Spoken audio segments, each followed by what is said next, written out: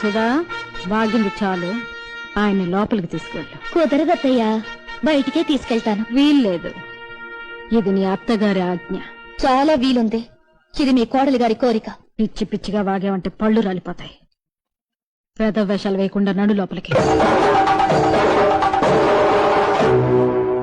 ఏంటి తున్నపోతుల అడ్డంగా బలిసి తెగరెచ్చిపోతున్నావు? కొట్టానంటే దవడ పగిలిపోద్దా.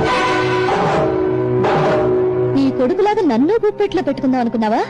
చెయ్యి నరికి చేతిలో పెడతాను. మావయ్య గారిలాగా నన్ను చీకటి కొట్లో పడేద్దాం అనుకుంటున్నావా? కిరసనాయిల్ పోసి తగలబెట్టేస్తాను.